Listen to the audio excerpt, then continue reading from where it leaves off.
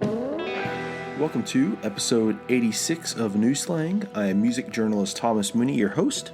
This time around, I am joined by Mike Harmeier of Mike and The Moonpies and music producer Adam Odor.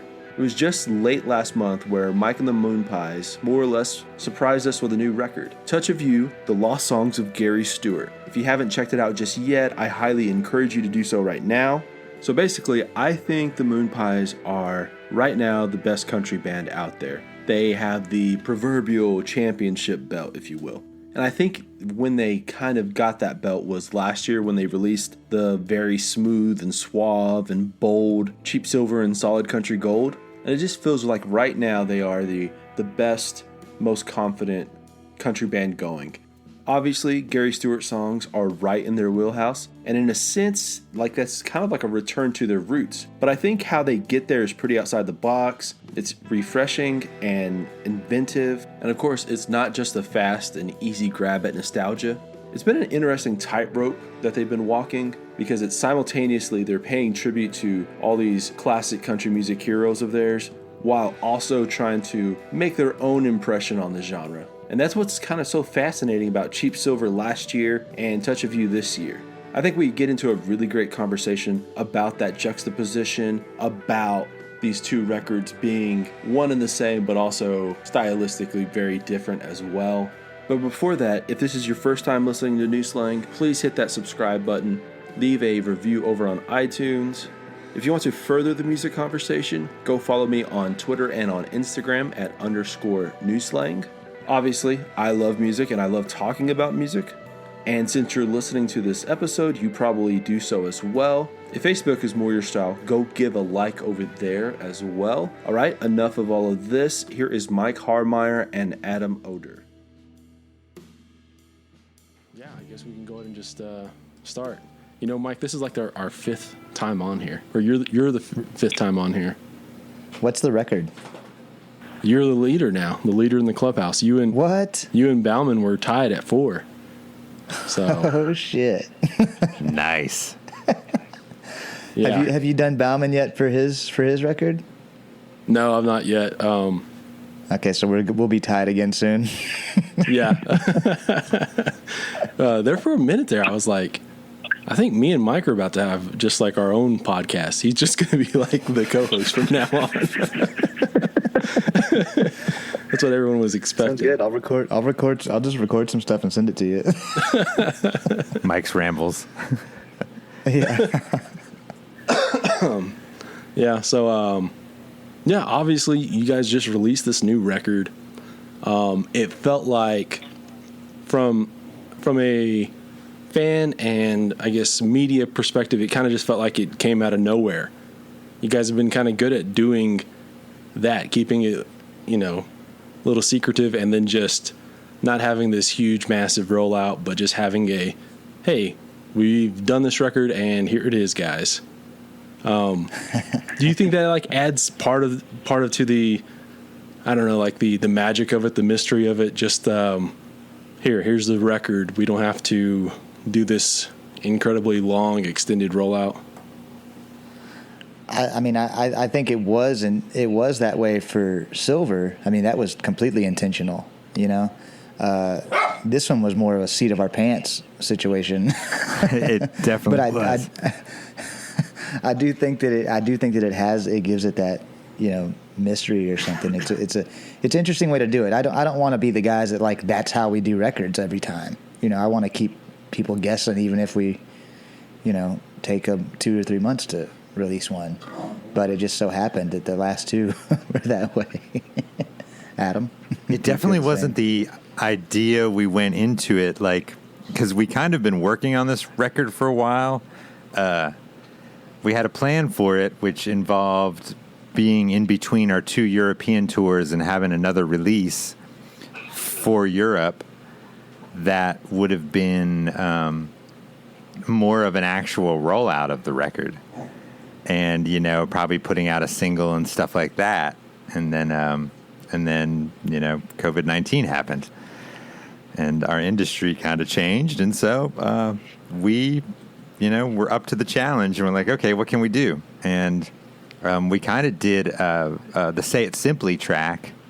You know, we had his voice, Johnny's voice, and the drum track. So that was kind of the, okay, if everybody gets a rig at home, can we send files back and forth and make a song? And we're like, okay, that worked. And so since we had the 6 songs recorded at the Gary, we picked the next 4 that we wanted to do. And I tracked drums really quick with Kyle, and then we did the same thing. You know, there was a lot of back and forth with Mike and I for arranging the song and stuff, and then it was back and forth just working on parts and stuff, and we immediately were like, okay, we need to have this out for Gary's birthday. And so let's do it. And we did. Which that was a thought before, having it out for Gary's birthday, but maybe not this one. Well, yeah. Because we had originally thought like maybe we were going to do that thing at the Country Music Hall of Fame or whatever, in which we still, I guess, may do that maybe next time. I mean, the record will still be, you know, out. So, yep. Like, we could still do something for that. But, I mean, that was kind of the original plan, was like maybe we'll go do a release thing for Gary's birthday at the Hall of Fame or something like that. But then it just, I don't know, it just so happened that we had the potential to get it done for this year. So we just did it. And we just felt like we wanted to just put something out, like just another thing. And while everybody can, you know, is you know, we've noticed, at least in our numbers, that more people are listening consistently, you know, on the streaming side of things. And so we're like, okay, well, let's just give them something new. You know, here's something new that, you know, not only that, but with Mike's relationship with the Stewart family and everything, it's just like it made sense also to try to, you know, the whole point of this is to spread that love and to get people, you know, seeing what's going on, because they have merch and stuff like that, you know, and just getting people to talk about Gary again. And speaking of that, quite honestly, they really, really wanted it to come. I mean, ever since we started talking to them about it, I mean, they've been asking for updates like, you know, every 2 weeks or so. You know, so when we were touring a lot and working on it, I was like, well, we're working on it, but like I have no idea when we're going to be done with this thing. But they were adamant about, you know, man, they were excited for it to happen. So it was kind of nice to be able to actually give them something before I thought I was going to be able to.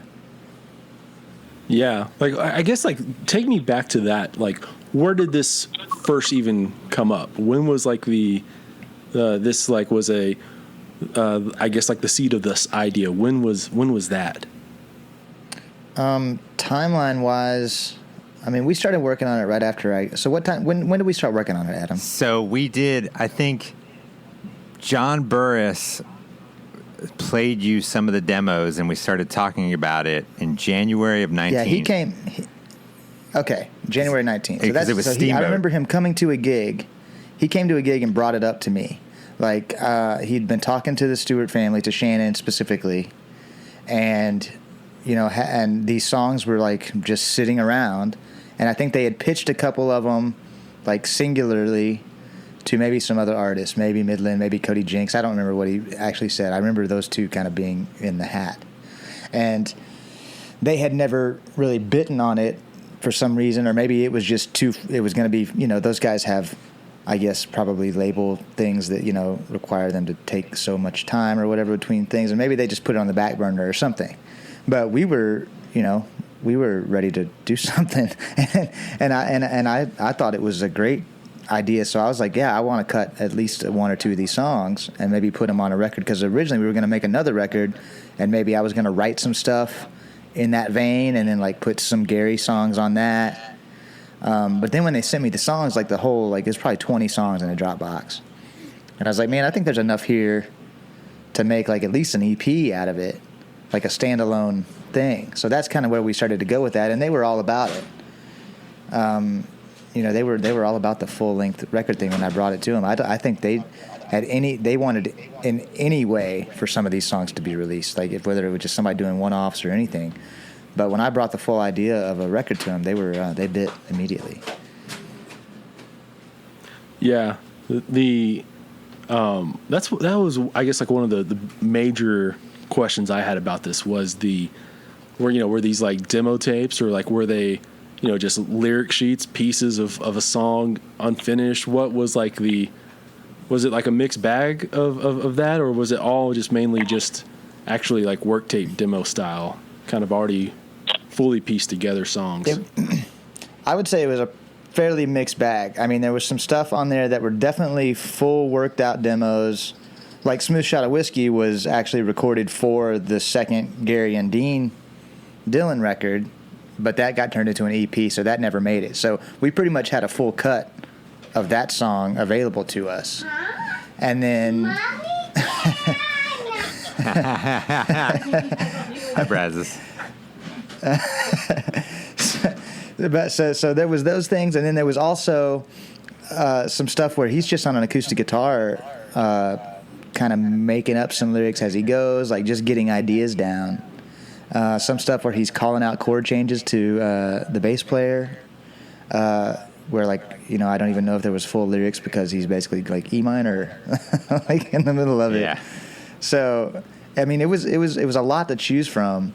And it covered a lot of pretty much the whole span of his career as far as like when some of these were recorded. Like some of that like finished product, I think sounded like it was, you know, late '60s, early '70s kind of. So I mean, it was a wide range of stuff, and that wasn't really up to me. Like I told Tommy, the guy that sent me the tracks, that I wanted basically everything that he had available that had not been cut or released by anybody. And he sent me that stuff, but he also sent me like the original cut of Sweet Tater and Cisco, and the original cut of Empty Glass, and you know, he sent me some stuff that had already been cut, which was just like, I knew I didn't want to necessarily do those songs, but it's awesome to have. I have those, which is super rad. Yeah. Yeah, I always one of my buddies, or you guys know him, Randall King. One time, he sent me over like a Dropbox of old like work tapes and demos of like famous songs, and you know, written, or like it was like the, you know, the work tape demo style of whoever wrote the song, and that's like it's interesting to see that transition from those just, you know, acoustic cuts to, you know, somebody else, like, you know, George Strait singing it, or like Joe Diffie, or you know what I mean, like it's interesting seeing that process go from those old, like those just original kind of what I guess like what the songwriter just put down to what we heard on the radio. Yeah, and that makes me think of like you know, when Stapleton cut Tennessee Whiskey or whatever, and Dean Dillon said like that's the way that he actually demoed it out, was like with that groove and stuff like that. So, you know, it's like when Stapleton did that song, he kind of went back to the origin of that work tape. Nice. I didn't realize that. Yeah, and he like I heard this that like Dylan said, like Dean Dillon said that like that was like when he heard Stapleton's one, he was like that was the original way I had heard that song in my head. That is so awesome. You know, we started tracking this in February of 19, like that. Mike was talking to Burris and got all that stuff, and we tracked the first two songs while we tracked The Way. That was all in the same session, studio session. That's crazy. I didn't even realize that. Yeah, I didn't actually either until I was looking at the dates of it, and I was like, hey, wait a minute, hold on. We did that because part of it was, too, we tracked two songs just to show the family, like, what we were going to be able to do, and show it and be like, okay, you know, this is what we can do at the studio with the demos that you gave us and stuff. And that was, I think that was Touch of You and Smooth Shot of Whiskey were what we tracked, the first two songs we tracked. I think so too. And because then the next time we did Bottom of the Pile and stuff like that. Yeah, Gold Bar Stool and everything. Yeah. Right. What was the song that, you know, jumped out the most, that you were like, we're doing this 100%? To me, it was Touch of You. That was the one that, like, I was like, I want to cut that song if this record happens or not. Yeah. It was like we were going to, I mean, that was the one. And what's cool about that one is I had the most backstory on that one also. So that might have changed my perspective on it a little bit.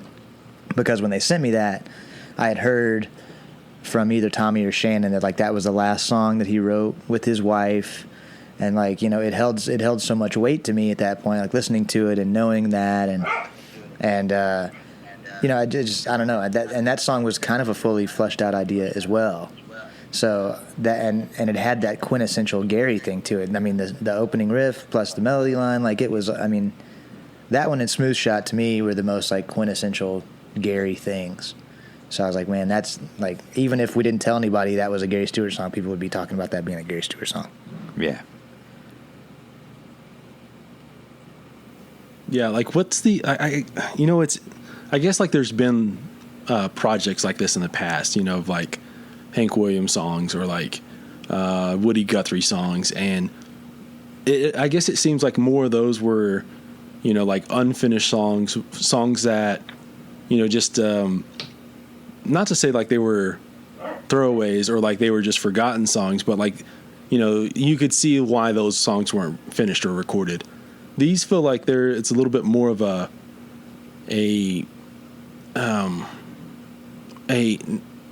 more of like a finished product, a little bit more of the reason they weren't recorded is due to other circumstances outside of like because he didn't want to do them. Is that what you guys kind of got to, or no? I mean, I feel that way too. When you listen to these things, you start, and then after, of course, hearing some of the stories about some of these songs, you realize a lot of that was like, it was label problems, or like the song didn't make the cut on that record, or there were Nashville problems, I guess you could call them. Yeah, exactly. On a lot of them. And then at the same token, like, there were definitely those songs in there that were just ideas that he had just laid down, knowing in full that he had not completed the song. And then, years go by and he never got around to finishing that. They had this cut demo of it. And I've got some stories like that in here that he sent me about how, like, man, he just come up with an idea. They would go over to this guy Tommy's house and they would just cut a demo, and then that would be kind of the end of that thing. Like, maybe if they ever came into a time where they needed some more songs for a record, they would revisit that or whatever, which is kind of what we ended up doing. Like, we revisited some of these that were maybe not finished. I mean, I tweaked a couple of lines on a couple of them, just things that obviously he hadn't settled on. Like one line in that I'm Guilty song, I changed this one line, and this guy Tommy emailed me back and he goes, "Hey man, I heard that change and I'm guilty." And he's like, "It's crazy because whenever we were writing that song, Gary was trying to find another line for exactly the one that you changed." And I was like, "Well, that makes me feel good." Yeah. and they didn't, and like they obviously knew that was part of the process. So like, I was a little bit worried about some them being upset that I would change anything like that. But at the same time, I think they seemed like, well, yeah, that was the normal process that Gary would have gone through to cut them too. Yeah, like so much of this, I feel like, from a fan perspective, it adds so much of a mythical element to Gary's legacy and career. But obviously, you guys are on the other side of that. You keep on mentioning, like the back and forth between the family and you, and like the stories behind the songs. Does that, like, has this process like maybe made you appreciate like the actual, like, the songwriting process of Gary Stewart, and not like, what I'm saying? Like, I think like it's so easy to just fall in love with the songs because of like the feeling in all those songs. But like, you on this side or on the other side of it, has it made you appreciate like the actual, like, meat and potatoes working part of it? I mean, to me, it changed my perspective on Gary wholeheartedly, just because I knew Gary like everybody else did, just like my favorite the king of the honky-tonks, man. Like, I mean, like everything, it was so much about what we were doing anyway that I was pretty deep into the Gary Stewart thing. But now, like, I'm really, like, I'm attached to his family. And like, I understand, like, where a lot of these songs came from.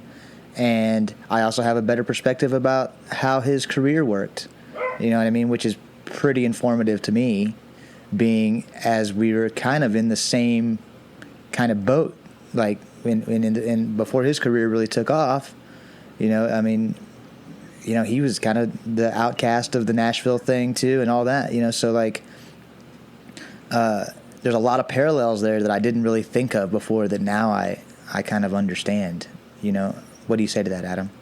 Well, yeah, I agree, because it's like, it's kind of one of those, before he got to where he was just this songwriting musician guy that out there, just playing the honky-tonks all the time and writing just because that's in him.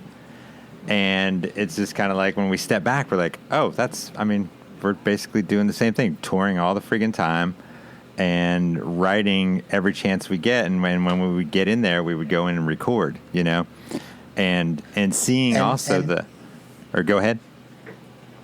Well, then that's the way I understand it also is like there is a ton more of this stuff. And like, I don't think anybody ever thought of Gary as like this prolific writer, but there's this, from what Tommy has told me, there are notebooks upon notebooks, like just filling like, file cabinets of just unfinished stuff or, things that never saw the light of day. You know what I mean? So like that really is kind of blowing me away because like I don't have like that amount of stuff. I mean, he was writing so much at that time that like, who knows what else is in those file cabinets. And what's great about those notes and stuff too is that the stories behind the songs is some of them get into like the eras of like, okay, so he and Dean were writing a bunch of songs, either for their stuff together or these songs were written together in the same batch because these other two, him and some other songwriter were writing together, and it's just like, okay, he was off tour and doing this, or this one he was on tour doing, and it's pretty neat to see that, like, okay, this is why this song came about, because this is what he was doing at the time. Yeah, and that's interesting because I didn't really put the timeline together on a lot of those things until he sent those notes, and then I see where a lot of those batches of songs came from, and it kind of puts together a timeline of all those demos to me, and like, and of his career. So it was, dude, I learned a lot. Yeah, like filling in the gaps, like right, obviously right. Like contextualizing a song, or yeah, that's really interesting. That's like. Because, obviously when you first like start listening, like the first time I listened to Gary Stewart, it was, greatest hits record that my mom had that, it's just like, oh, it's all these songs. But like you don't have any context of like how long those songs, like how far apart those songs are, what was going on. You're just looking at, liner notes and the front cover and all that stuff. But then, obviously with y'all, like being able to dig in and get that extra added perspective. I think like that's so, it can add so much to a song and to someone else's career where you're able to, I don't know, just like understand more of like why that song was important. It was definitely nice having Tommy Schwartz to talk to about these things because he was there for all of this stuff, and that man is an encyclopedia on Gary Stewart and knows every single thing and was there for all these stories, and like he's a part of all these stories. So it was almost like being able to ask Gary questions about some of it. Like this guy had an answer for every question I had. so it was cool to be able to go through the process of recording it and to be able to get some sort of perspective on it while we were doing it. And it was neat that, like, one thing that I thought was awesome was that somebody, I think we knew that Bottom of the Pile was a certain bar, and somebody on the first day or two that the record came out on social media knew what other song Gary referenced Bottom of the Pile, the place. I think it was in Sweet Tater, I think. And they mentioned going to the Bottom of the Pile. When Mitch Ballard from BMI was over at the studio while we were recording that song, he brought that up too. Like he had seen some footage from like some old video where him and I guess probably that Billy guy, Billy Eldridge, I guess is that guy's name. Yeah, that was the co-writer on some of those. Were walking into this bar called Bottom of the Pile, and it's interesting to see. I realize at least how like in reality, a lot of these songs were for Gary. Like, this is just like he's writing his everyday situations. Yeah. I mean, Touch of You, honestly, was, you know, I mean, that song is their life. Bottom of the pile. He was going to that bar, bottom of the pile. I mean, all that stuff was very real to Gary, you know, which makes it even heavier. Yeah, I think you mentioned it, but I want to make sure. Like Smooth Shot of Whiskey, you said like that was for a another collab record between him and Dean Dillon. So I'm assuming like it wasn't much to make that into a duet between you and Mark, right? Yeah, that was just obviously going to happen. I mean, like I knew I wanted to cut that song. And it was pretty much set to go. I'm not sure. I can't remember if it was Dean singing on the demo or not. And originally, I had reached out to a friend of mine who's friends with Dean, and that was even in play for a little bit, was to get Dean to maybe sing his part on that. I think we kind of went through a couple of different how we were going to do that, who we were going to get to do it.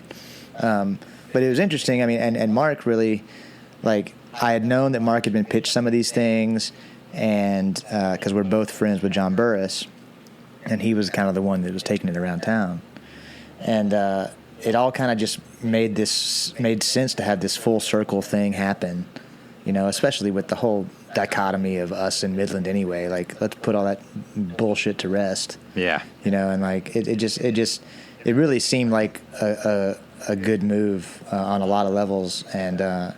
I think it's perfect, and Mark was excited because Mark had actually, I guess the guys in Midland had done some co-writes or something with Dean a year or two ago, and so he had a lot of kind of perspective on that, and he was really excited to do the Dean part on that.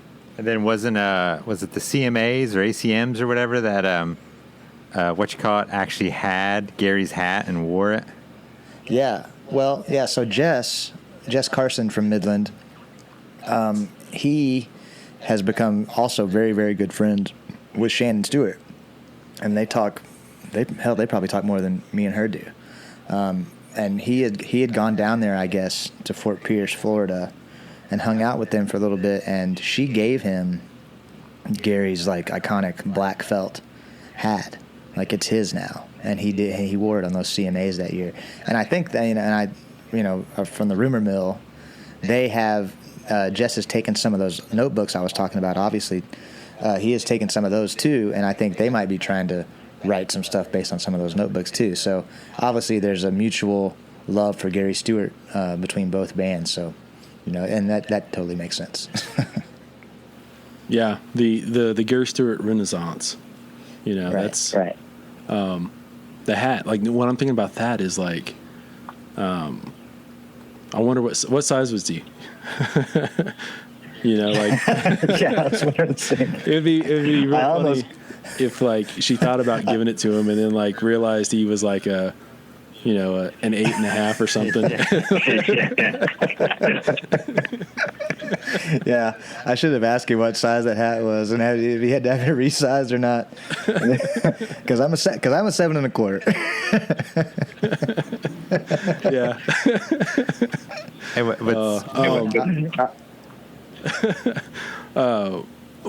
how is this like? You know, obviously, this has been time in the making, getting this done. But like, how much has it made you self-reflect on your own songwriting? Well, quite a lot. I've been in this weird songwriting phase, I guess, now since before Cheap Silver, where I wasn't really sure what I was supposed to be doing. Like, I don't know if I'm. The thing about those Gary things is, like, he can say so much, in a single breath, and it's all very simple. His concepts are simple, and I find myself a lot trying to overthink those things. I'm not sure if I want to do just a straight honky-tonk thing or whatever. So, but to me, like, that gave me more confidence in the fact that it can be done in a smart way, and it's affected what I've been writing during quarantine, because I mean, basically, I've just been writing and making this record since we've been off. So those things are obviously going to leak into each other, Yeah.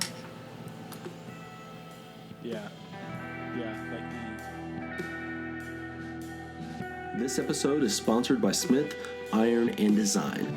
It's owned and operated by one of my good friends, Aaron Smith, and his dad, Sonny. As the name implies, Smith Iron and Design specializes in creating custom metal and woodwork. They have a vast array of metal signs that are perfect wall decor that'll tie our room together. They design everything from welcome signs to family crests, flags, and Texas cutouts. They have a series of these metal wreaths that are perfect for your front door, and you are able to change them out depending on the season. Are you a sports fan? Well, there's nothing better than having a giant logo of your team on the wall of your den or office. When it comes to signage, the possibilities are really endless. What you should really do, though, is head over to smithironanddesign.com to get a look at their vast portfolio. That's smithironanddesign.com. I'll throw a link into the show notes as well. They don't just do signs either. Some of the smaller items are custom bottle openers and keychains. Then they also have bookshelves, TV stands, nightstands, and fire pits. You know, it was about a year ago, Aaron built me a custom shelf. I needed something new to store some of my vinyl, and everything I had come across, either the shelves weren't big enough for LPs, or it looked too bland or cheaply made, or, to be perfectly honest, too expensive. So I wound up talking with Aaron, and about a week later, I was able to pick up this custom shelf unit that's just been amazing. It's incredibly sturdy, has a bit of a rustic feel. In my opinion, one of the best parts was just having so much control in the process. You can get them as tall as you want with the shelves at the perfect depth and length. Again, for me, this was for storing vinyl, so they had to be a certain height and depth. I've been thinking about getting a custom bookshelf companion piece soon as well. Now, for the most part, they primarily serve the Lubbock area and the South Plains, but for some of their smaller pieces, they're able to ship nationwide as well. Again, smithironanddesign.com. Now back to the show. It's obviously such a weird time right now, and it's been interesting to see different artists how they've what they've gone to replace playing shows daily or touring, or you know what I mean. Like it's been interesting to see what they've been able to occupy their time with, to find something that's a bit of a routine until we're able to get back into, normal life. Yeah, I don't know. I still don't know how we're dealing with that. Like, I mean, now that this record that we did that, I mean, that was like my focus. It kept me in the game. It kept me like, okay, we're still creating this content, and like, now that it's done, I feel like I'm twiddling my thumbs a little bit again, and I had the faucet open on writing some stuff, and that has kind of closed off since I got back into like, now I'm in an album cycle again. So the same way that touring takes that away from me a little bit. So it's hard to find the balance between what I'm actually focusing on and what I'm not. I don't know. I'm very confused right now. Well, how about you, Adam? Because obviously, like, you're producing, you make records with people. Obviously, like, you were focused on this, but what is it now? Like, what are you? I guess were you doing other things during this time as well? It's so funny because it's like I had little mix projects that I was going to be doing anyway from the road, because I got to the point where I was like mixing from the road, and then I would bring it into the studio on my couple days at home and finish it out and make sure I was cool with everything, and then send them off. And so immediately, like when all this happened, I was just like, well, I'm still mixing records, so I'll finish those off. And then we got into this, and which basically just kind of for a month and a half, that was everything I was eating and breathing, and just like, we have to get this record done. And it's, for as hands-on as I am with everything I produce, but especially with the Moonpies, and it was so weird to now suddenly be doing all that stuff from the phone, and Mike and I just being on calls for hours, just like, well, what if we do this, and let's try this and play this part, and you sing this and do that, and hey, put a demo part of this down so we can get Catlin to do this so Zach can harmonize it on steel. and all that back and forth. And so, and then I've been finishing some things where I've gotten Mike a part of them too, and Zach, and just playing parts and singing parts and everything with some of that stuff. But now it's like, okay, well, this is done, and obviously we're in this world of like some press things and everything, and we've got some things lined up for some future articles and stuff that involve the family more in the process of even before us being involved in this. With when this record came out, all of a sudden a lot of people came forward with where the demos were before they were transferred, and before they even got to us, and that's turning into a whole other story that some people are going to be writing about. And so as we're doing that, we're already like, well, we don't know how we're going to tour, so we might as well just get back in the studio. So, at some point in the near future, I know we'll get back as a band together, and make another record that way. And I'll mix some more records for people. And I'm working on just 2 other little projects I'm producing right now. But, and Mike's, involved in those things too. And, with Mike and I, not just doing the Moonpies, but, Mike and I manage Zach Wilkerson. And so besides him dropping a record right as everything falls apart, we're discussing his next album and everything, and how we're going to do that with him. And so we're just, without having anything on the books, really, we just have to keep creating.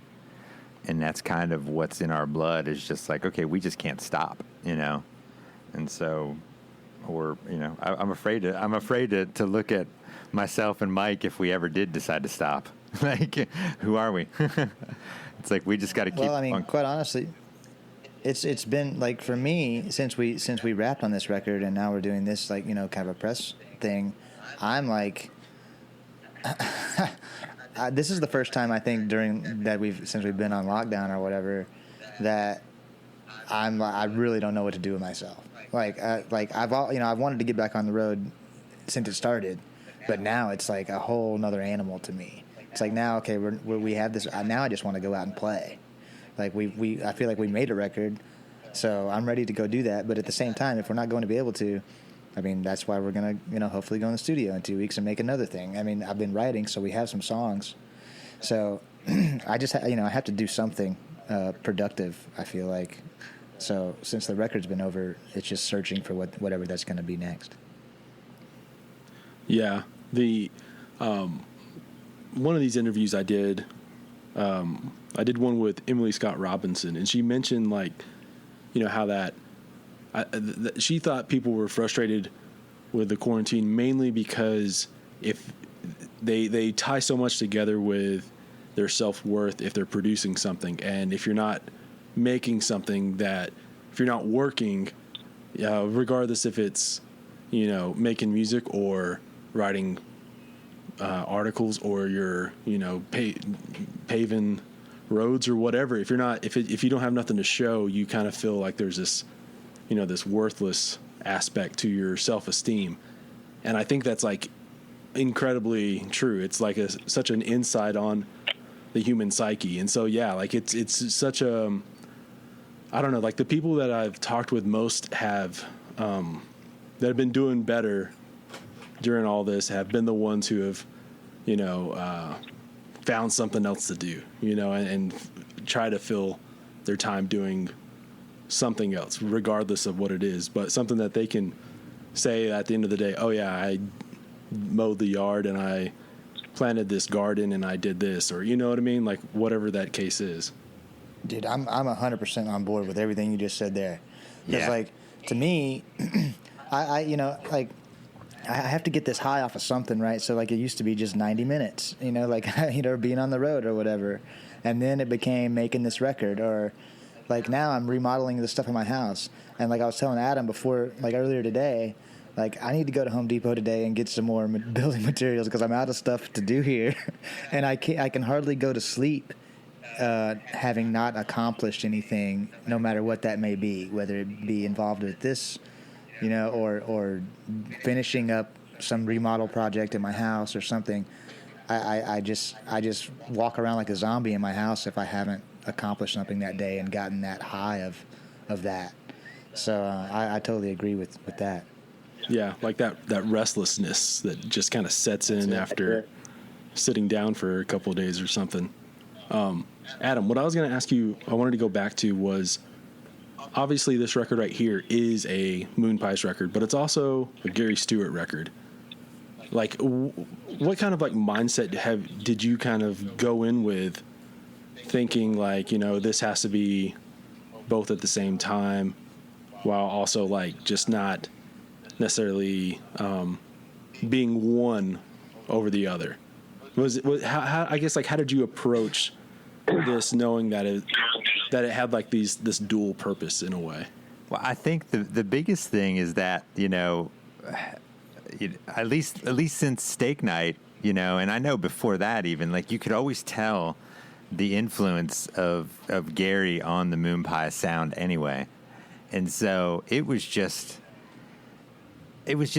felt natural to just take these things, like, obviously some of the demos had like some head licks that we copped or, took parts of, but then there was a lot of demos that had nothing, and we brought together, but we were always like, we know part of the Moonpies sound is just that harmonized steel and guitar and sometimes 3 harmonies going on and stuff like that, and the play back and forth of Phil's and Mike's vocal and stuff. I think the biggest thing with this was, and I got to witness it, not just as, producing with the guys, but, as a fan, was I think the biggest thing was Mike's voice.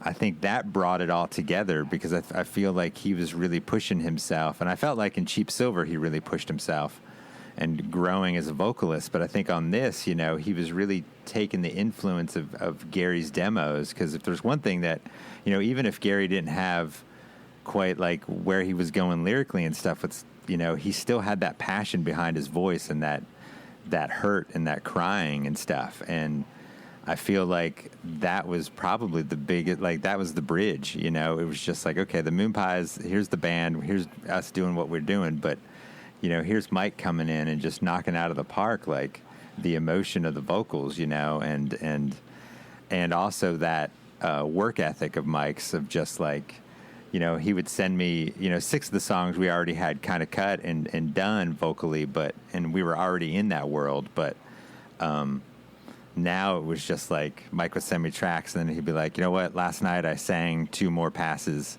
listen to them and see what you think and try this. And so I think, if anything, that was the biggest, like, that was the bridge of making that, and the other side of it too is that we're not a band that always has to play our songs to begin with.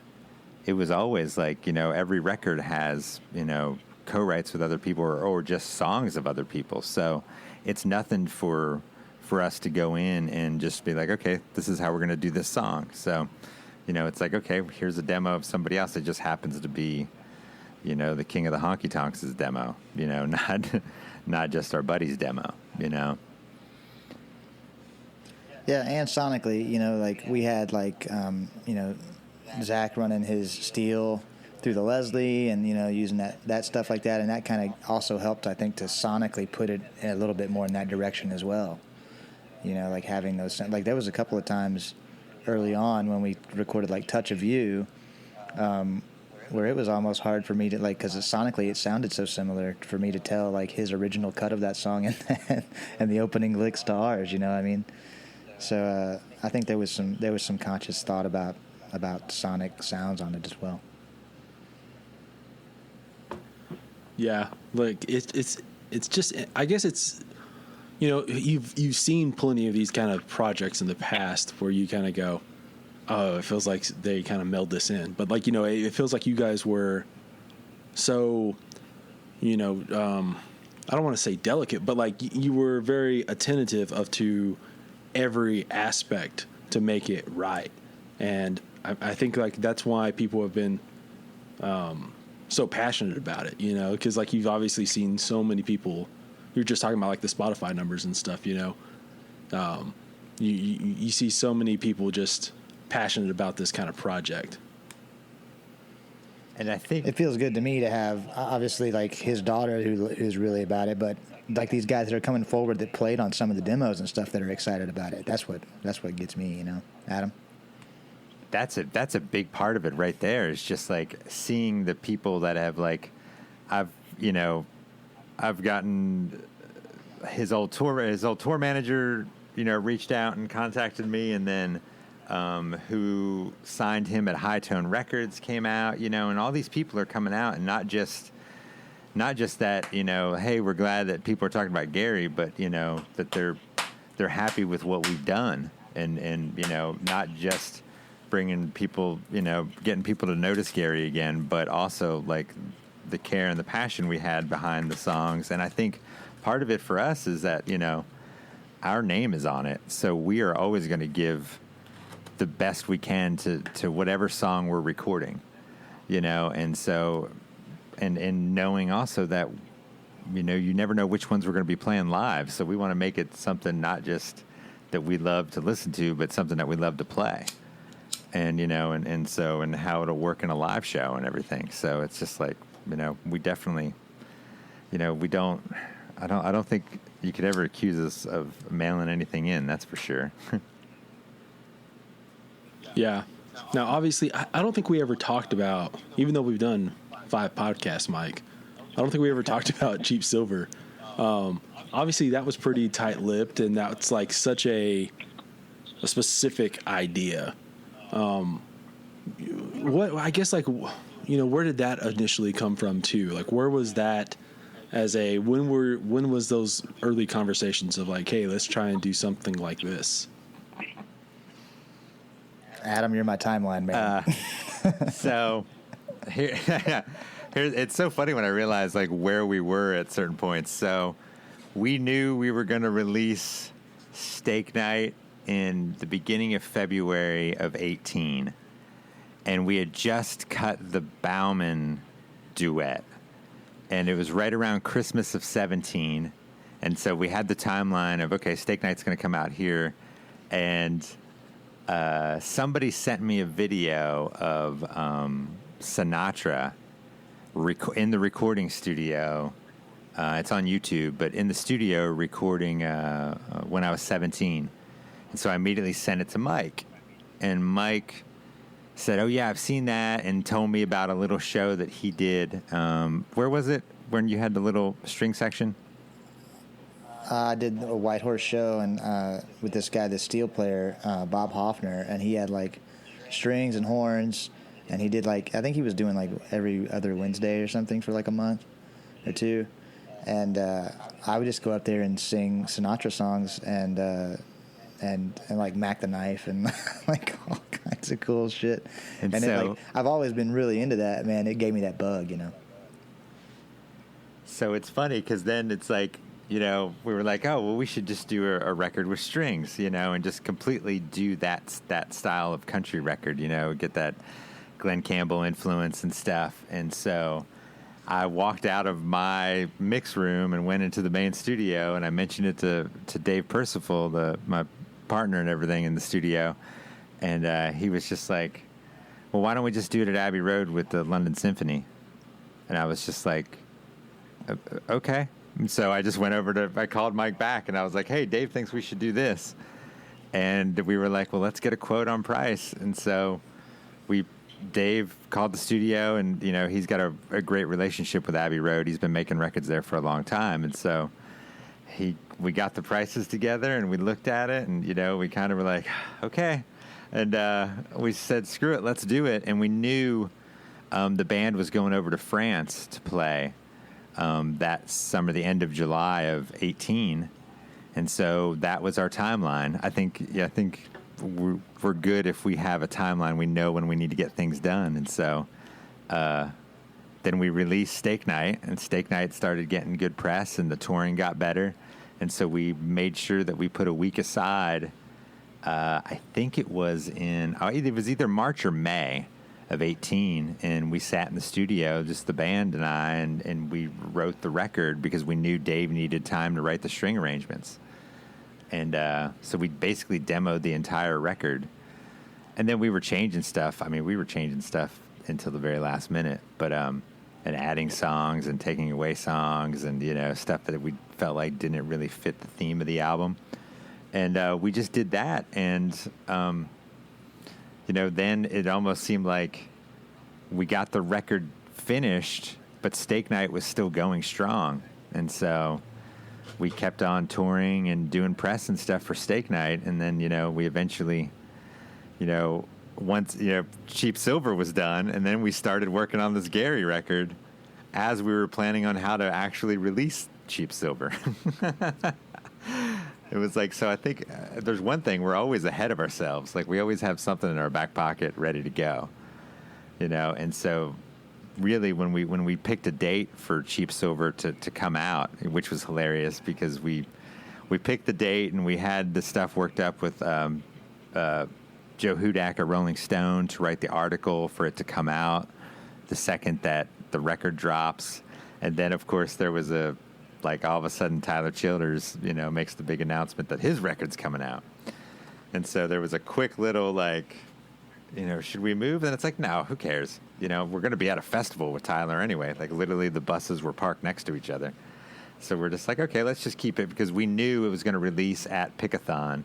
And we knew the night before was going to be like the dance hall show we do. And the next day, the day of the release, we were going to be on the main stage. So since we knew all that, we're like, okay, well, the dance hall show at Pickathon will be the last of the Steak Night tour, quote unquote. And then when we go out and play the main stage the next day, well, that'll be the first of the Cheap Silver. Yeah, like it's, you know, that record, you know, you mentioned Frank, obviously, and Glenn Campbell, but, you know, there's like that, the first thing I thought of was like the, I can't even think what record is, what record it is, the George Strait one with drinking champagne, where he's like in the tux. Yeah. Thought about that. Yeah, in the tux. Yeah. And then, like fucking James Bond. I mean, like, is this record not like a James Bond record? You know? I think we did talk about the James Bond thing because we were looking up who had cut James Bond theme songs. Yeah. And didn't you show me one, Adam, that was like Johnny Cash that never got used? Oh, Johnny Cash's Thunderball. Like Johnny Cash, and it's on YouTube. You can find it. You just look up Johnny Cash Thunderball, and that was going to be the original theme of the Thunderball movie. Just like, and then the other one was the Radiohead one that they eventually put out. Yeah. You know, but that was supposed to be, I forget which movie that was for. That was Spectre. Yeah. And that's an awesome theme. Yeah. Like, I guess every few years somebody does like a new Bond theme ranking. And it's like, guys, it's almost exactly the same every time. It's we know which ones are great and which ones are, you know, we're going to skip over. I don't know. I think it's a little underrated. I kind of like the Jack White, Alicia Keys one, as far as like new ones go. I still love that one, and especially like I remember getting it. Like I got the 45 of it, you know, and stuff, and I heard a lot of people complaining about it, and I just thought it was awesome.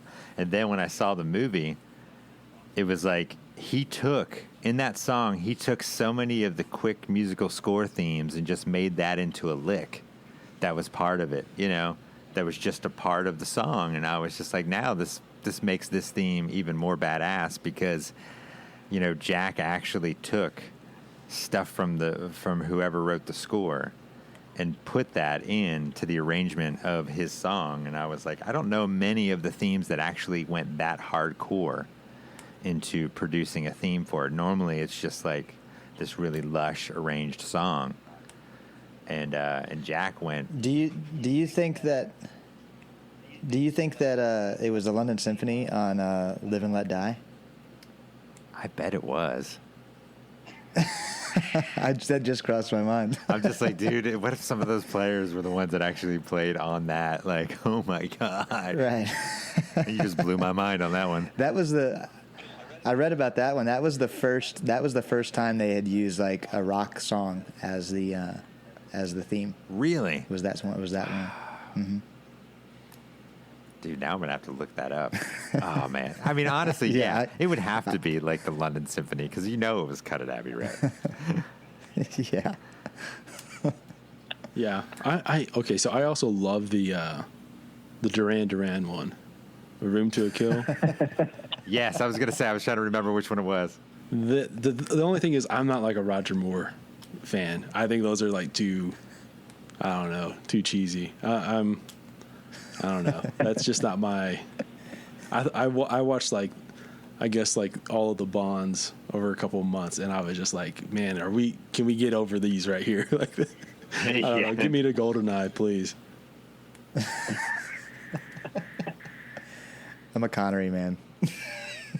Oh yeah, of course, like Connery. But like, Mike, you're around my age, like and Adam, you're a little bit older, but I mean, like Pierce Brosnan, that's like our Bond, I guess. Yeah.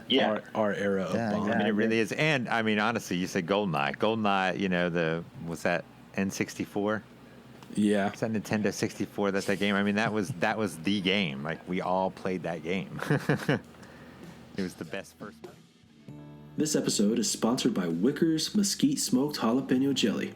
It's owned and operated by my buddy Wes Wicker, who makes the jelly in small batches for the best quality and freshness.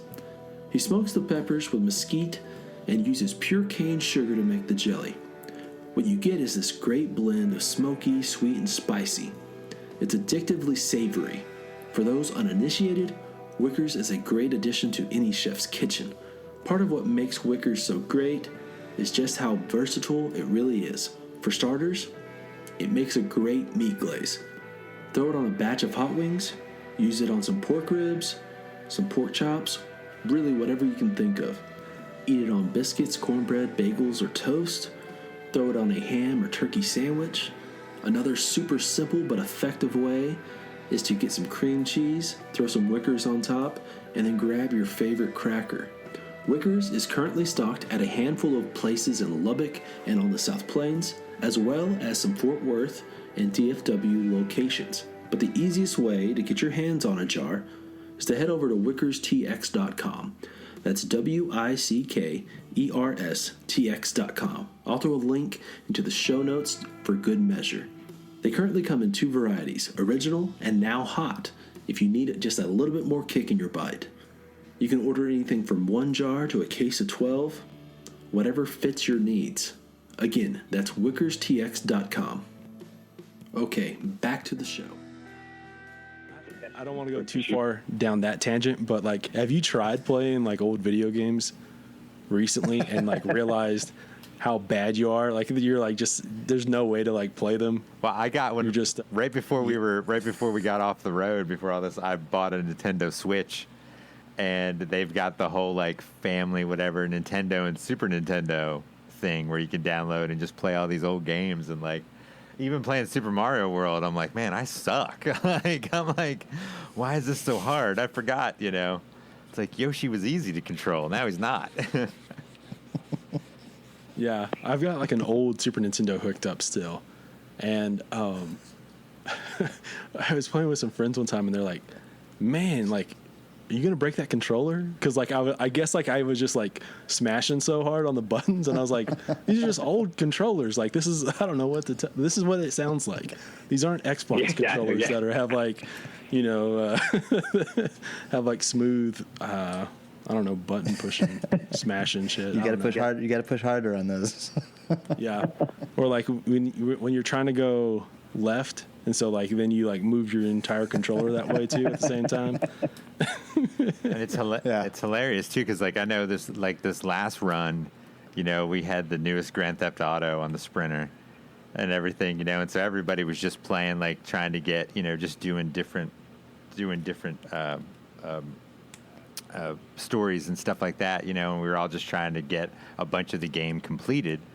But then it was just like, then I would switch over to my Switch or something like that late at night, and I'm just like, this is just so weird. Like, playing these old games is just so, like, you just got so used to all the stuff you can do, like, on an Xbox controller, and then, like, even on the Switch, it's just like a 2 buttons and a pad, you know? And so it's just like, man, like, we used to play games like this. Well, probably by the time we start touring again, the new Xbox will be out. So we'll have to get that. I just wanted everybody to get Switches so we can all play Mortal Kombat 11 together. Did you guys get into Red Dead Redemption 2? I was into the first one. I never made it to the second one. I didn't get into the second one. My thing with the Xbox and a lot of that stuff, especially when we're on the road, is we have problems with, like, because now you have to pretty much download the whole game onto your system.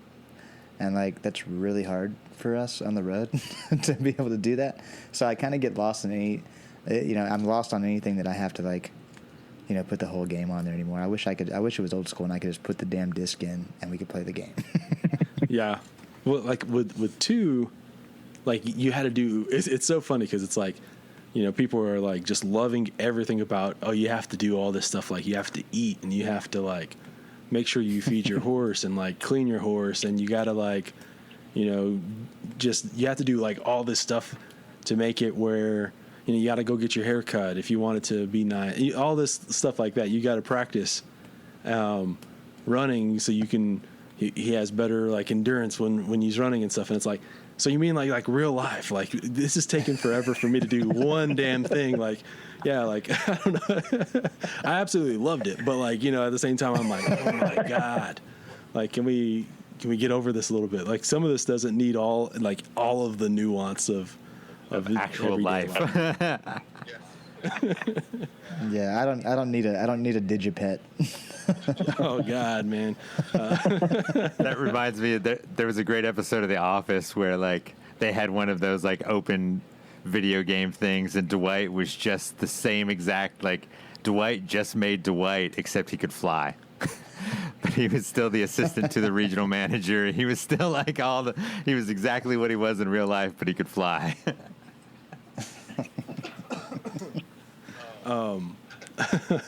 To get back to, I guess, the music. One of the things that I've always I've liked about your writing, Mike, but it's something that I feel like it's developed more in this specific way, but also, like, the more you listen, the more you kind of get those like the self-referencing meta moments. To me, like, the biggest one is probably, like, on Fast as Lightning. You literally mention, like, the making of the record Cheap Silver, like, on the record. Like, I guess, like, where, like, when did that, like, cross your mind to do something like that?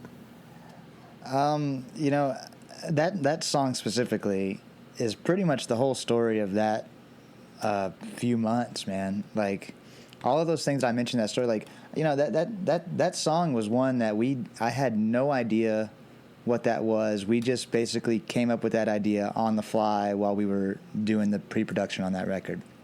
So that song was born completely, like, I didn't even have, like, a phone idea or anything prior to that.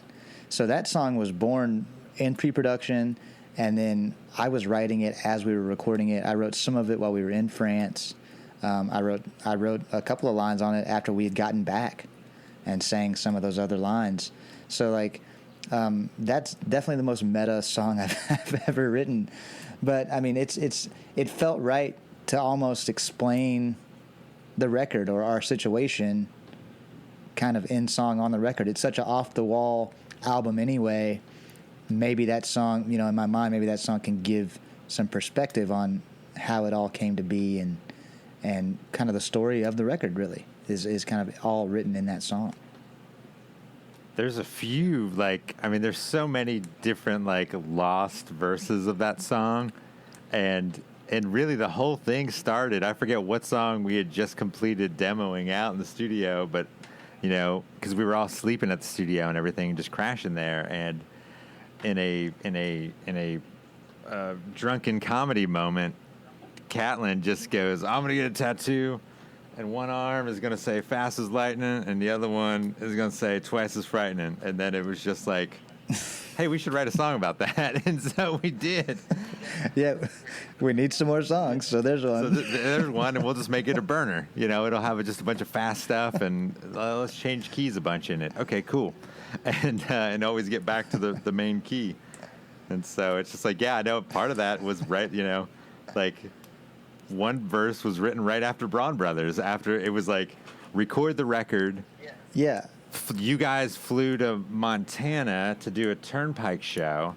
I stayed the last day to record the London Symphony, and then I flew to Boise to meet everybody at Braun Brothers. And then we had a breakdown on the bus leaving Braun Brothers, and that's how kind of like, you know, that's that, you know. And we got stuck in we got stuck in Salt Lake City. Yeah, SLC. And like that verse was written like 3 days after we had recorded the record. Yeah.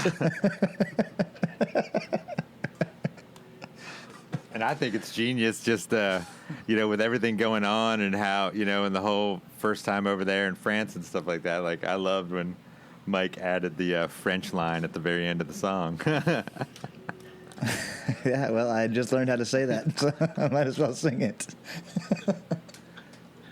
Yeah, I mean, like I always, when I first heard that song, you know, when I first put on records, I almost always just put it on and start doing something else, just because, you know, I like it's, to me, like it needs to marinate. And so, you know, third, fourth time around, and of course, like this record's like 8 songs long, so it's easy to just like get back into it again. So it was probably about like that third or fourth time that I was like, man, this song like sounds like it's, like this song sounds like exactly like it's about like this record or something. And it's just something that, like, you know, obviously no one really ever does, because it's kind of hard to make a song about a record when it's on that record. You know, like, yeah. So there was a lot about that whole process of that record that was like, you know, new to all of us, like how we were doing it and our timeline for it and everything like that. So that's just kind of another moment of where that was like new territory, like I had never really gone into something before and recorded the whole thing without really having a completed, finished lyrical idea before. So it was almost an experiment, you know, which thankfully kind of worked out. And we got a burner. Yeah. That we needed a burner on that record. Hey, by the way, I realized, Speed, you were talking about it's only 8 songs. The Gary record is 10 songs, and it's like 20 seconds shorter. That's because it's a real country record, and all the songs are 2 minutes long. Yeah, exactly. yeah, like that's something that's really interesting, I guess, in just music in general. People think that the longer a song is, it must mean that it's like more serious or more important. And like sometimes, you know, like you just go listen to like a Buddy Holly song. Those are like, you know, there's some songs of his that are like 1:58, or you know what I mean? Like, just because it's long doesn't mean, you know, it's the most important song. Sometimes you can just say something in, you know, short and sweet. Well, that's that makes me think of that thing that Johnny Bush says now about Whiskey River. It's like he called Willie and told him, "Hey, I wrote this song. I think you're gonna like it, but it needs another verse in it or whatever." And Willie just wrote him back and said, "No, you said everything you needed to say. Just sing it again." I was like, "All right, that makes sense." That's it. Yeah, it's just like sometimes you just don't need to overthink it. All you have to do is just, you know, yeah, that's it. We said everything we needed to say in 2.5 minutes. Yeah, you mentioned Johnny earlier. You guys obviously did that Say It Simply collab, right? Just, you know, a couple of weeks back. Is that part of a bigger project? How did that start coming around? I had written that song with Johnny in mind back before the Mockingbird record, and like I was listening to a lot of Johnny Bush at the time, and I always have. I mean, I've listened to him since I was a little kid. Like that's one of my earliest memories is like hearing Johnny Bush, and my dad always used to do this Johnny Bush impression all the time.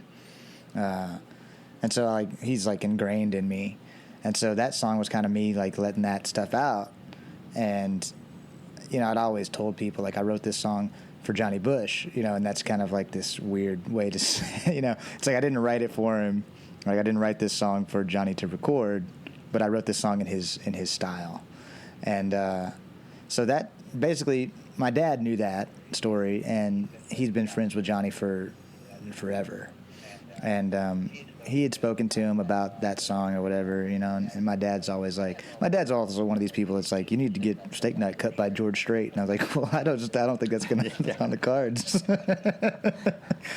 He's like, well, that's what you need to do, you know. So he's always pushing those kind of things on me.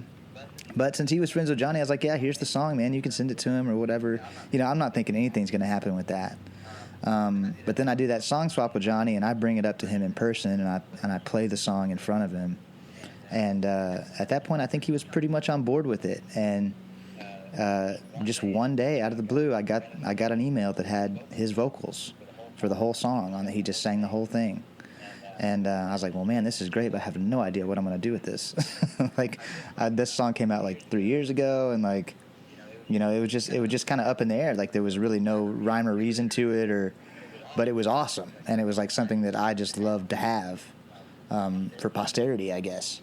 And then it just seemed like, man, you know, we wanted to put something out during this time, and we had all this stuff together. And me and Adam had been talking about putting it together for a long time, and I think we just found the, you know, happenstance to make it happen.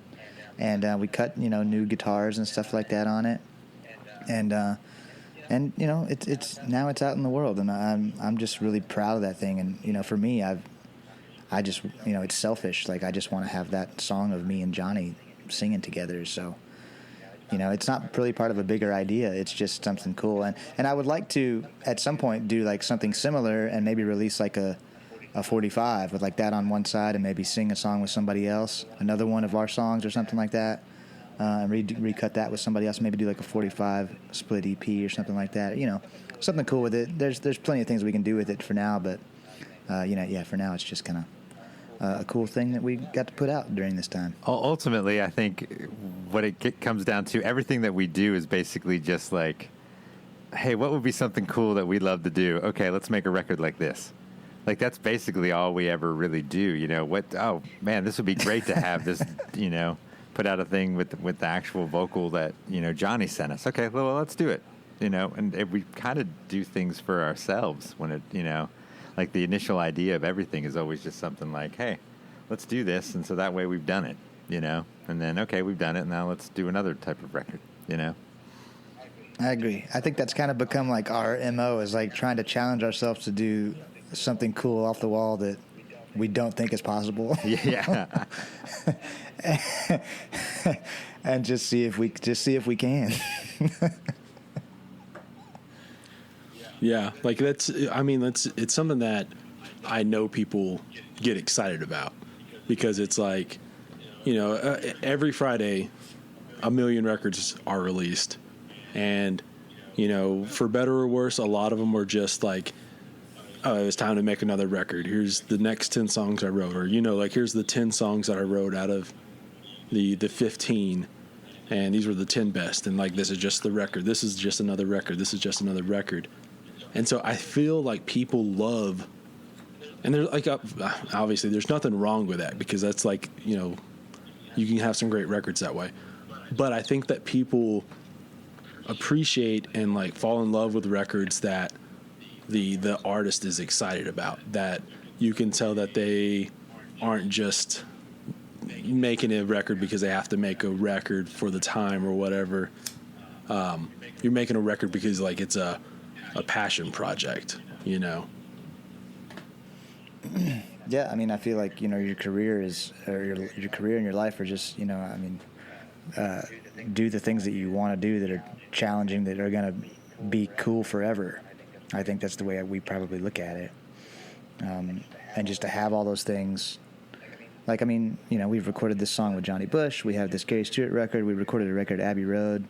Like, those are things that we're going to live forever, not only for the public, but just like for our sake, something that we accomplished, I think, you know, rather than here's a record that we dropped, you know, because it was record time, I guess. Yeah, it's like, I don't think we ever like when we record something, there's a reason. There's always a reason why we're going in there. Whether it's like, Mike has something to say, and let's do it. There's never well, I guess. And maybe because we never just rest, but there's never just a like, well, I guess we better put something out now. It's always just like, we're excited to do this, so let's get in there and do it. Okay, cool. This is awesome. Okay, what's the next idea? Okay, you know what? That's going to be a great idea. Let's do that. Okay, let's start cutting this record. It's always going to be that way, I think. And, as long as we stay that excited, I think, we'll just be putting out records that, that we'll want to play live and get out there. And I think that's part of it too, is just when a band is excited about a record and want to play it live, it's easier for the fans to get into it. Even if maybe sometimes that record isn't their favorite record, then kind of when they see it live, then they go back and revisit the record. And then it's just like, okay, maybe I wasn't into that song until, I know I'm that way with some bands. Like there's certain times I've seen bands where I'm just like, oh, wow. I'll tell you what, King of Limbs.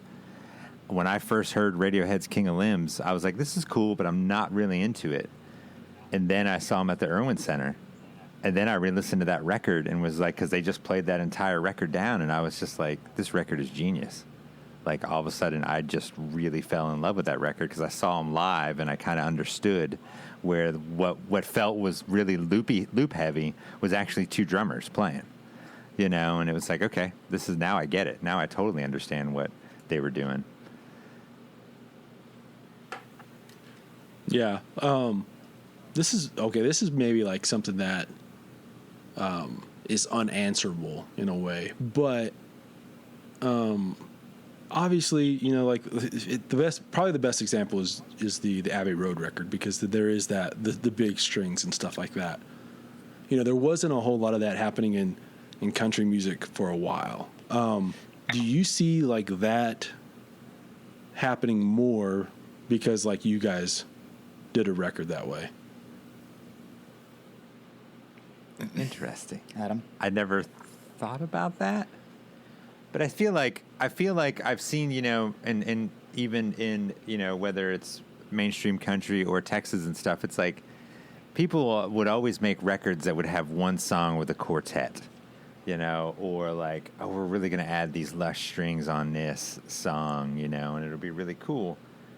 And I think, and a lot of times it works and it's really neat, but I think, since we always just try to tell a story with our records, I think it just made more sense, like those songs obviously were written, we wrote them to be able to play them without the symphony, but these were obviously written to be, to make this symphonic record. But I definitely think it might have opened up some ears and stuff of like, oh, okay, this can work when it's done right, and maybe other people are going to. Well, I think there used to be more conceptual country records, and that really kind of stopped for a long time. But I definitely see that happening more now. I'm not saying that's because we did something like that, but I see conceptual country albums, more often than I did for the past, 20 years probably. We can't say that it's because we made a record like that, but Thomas, you can say that it's happening because we made a record like that. Yeah, because I would think that like, the maybe someone's not, maybe all of a sudden there's not going to be like a bunch of records with these big O symphonies on them, these big lush string arrangements, but maybe like it means whatever idea this songwriter, X songwriter had that he thought, I probably can't do that just because, people wouldn't get it. Maybe that gives them an allowance, a little bit of like a boost in confidence, saying, oh, actually like that's not too far outside the box. Maybe I should try and develop this. Hopefully that's what pushes. Yeah. Yeah, to me, that would be great if that was the case, because in like, there's a lot of records that come out that I'm not necessarily interested in because I've probably heard that record before.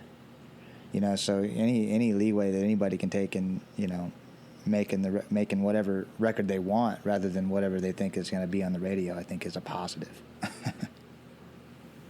Yeah. I don't know. It's, it's just like like I said, I think we've gotten into, like with any industry, like you sort of, I feel, once it figures out how the engines work, right? What's the most streamlined way to do it?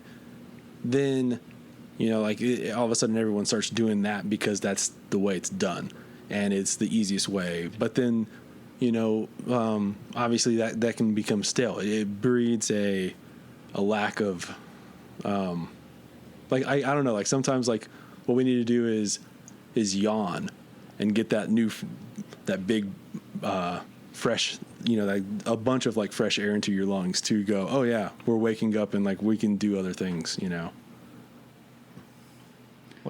hope so. Well, I was gonna say, like, if there's one thing that came out of the Ken Burns country music documentary, that doc series, it was just like it seemed like anytime something was popular, Nashville homogenized it, and that became whatever was the new norm, and then somebody else would come out with a record that was the complete opposite because it was their passion, and then that would become the huge record again, and it's just like that's how artists came out. It was just like, okay, there was those guys that were doing the lush, super lush Nashville sound, and then all of a sudden you got Willie, just putting out a raw record, and stuff, and those are the we remember those records more,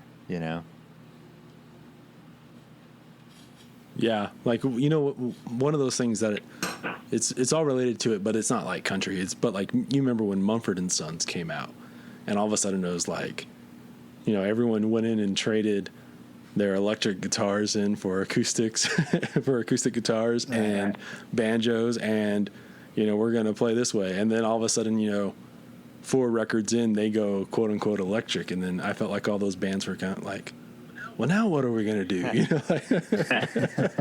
Well, I don't know. It's I don't know. It's. I was just gonna say, I remember when we made the home record, the Bluegrass Dixie Chicks record. It was like there was no real mainstream bluegrass except for Alison Krauss and Union Station, and that was and they only really had like crazy radio success when they kind of added some light drums and stuff in their stuff. And I mean, I remember being told that this was just a fun little record we were making, and nothing was going to come of it, and then all of a sudden it was like, then bluegrass was okay again to be on radio, because of the success of that album, and I look back at that stuff and I'm just like, again, another record that was not, by the industry was just going to fall apart, and then it suddenly became, a massive seller in radio, and the next thing you know, everybody was putting out more bluegrass influenced country records, with banjo and stuff in it. Yeah, and obviously, like that record also, I feel like there was a generation of kids who looked at that record, looked at the liner notes, and then discovered Patty Griffin, and like from there discovered all these other great folk songwriters of the 2000s and the 90s, and it just kind of like obviously that invigorated a boom of songwriters from all over the country.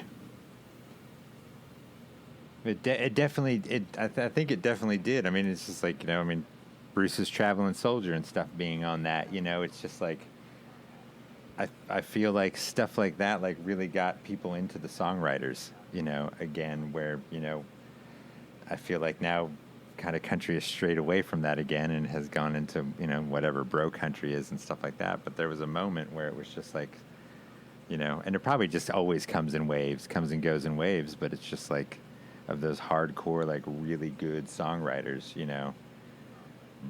writing, taking the passionate song of theirs and getting them combined with a fantastic artist that could, really, really emote what the songwriter was trying to say, probably by just, making the song about themselves. I want that back again. But that's also why we have like we love Isbell and stuff so much, and it's just like, I mean, he is telling stories and, not playing any other game than just writing these songs for himself and then going out there and singing them. And he's topping the charts. Yep. That's what people want. Yeah. I mean, I guess we've had a little bit of the chart topping, I don't know, like what the Kenny Chesney. There was a little bit of people up in arms about Kenny Chesney's chart topping success because of the tour stuff. Yeah, because selling the ticket bundles. Yeah, the controversy on that was. Yeah. I don't know. I was gonna say, like, we've been running here for about an hour or so a little over an hour. I don't know. You guys have anything else to add? I think like we got a pretty good one here. Yeah, I feel like for my 5th appearance, that was pretty solid. It's definitely good job there, Mike.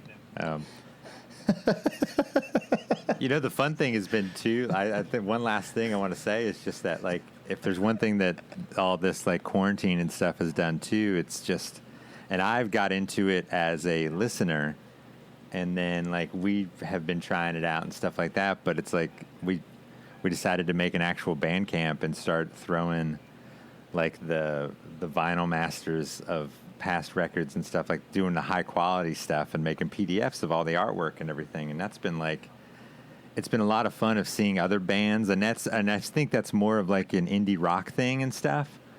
And I mean, I'm a huge Run the Jewels fan, and of course they just dropped a record today, so that way everybody will know when this was recorded, because they just surprised everybody with their full length album early.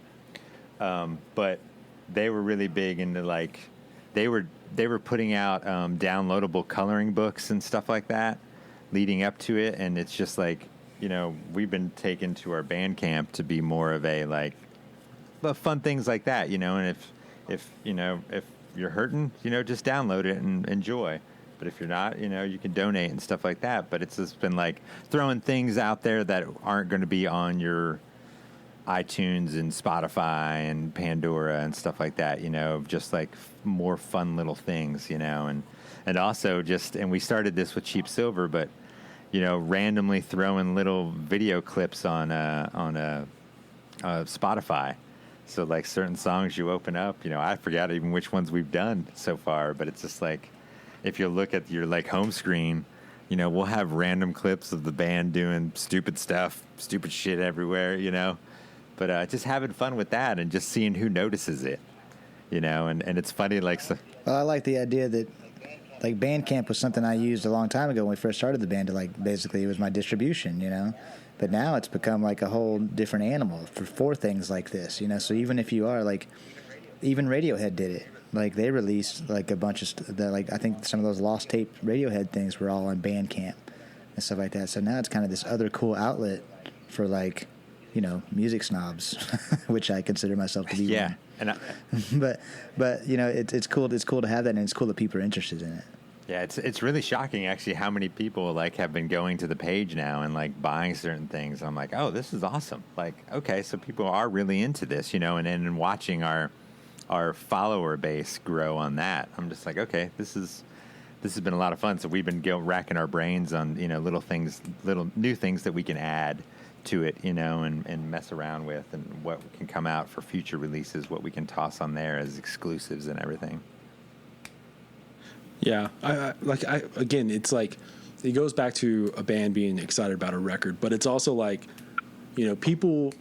I think like the worst thing you can do is like dismiss your crowd as being like too dumb for something, or like just like being too basic. So it's like, yeah, they love T-shirts and records and CDs and stickers and caps, but they also love a whole lot of other shit that is maybe not like that everyone's going to buy, but like that certain people are going to buy, and it's going to make whatever that is worthwhile for them, you know? So always love that kind of stuff. And of course it always adds so much context to a project or to a song or whatever.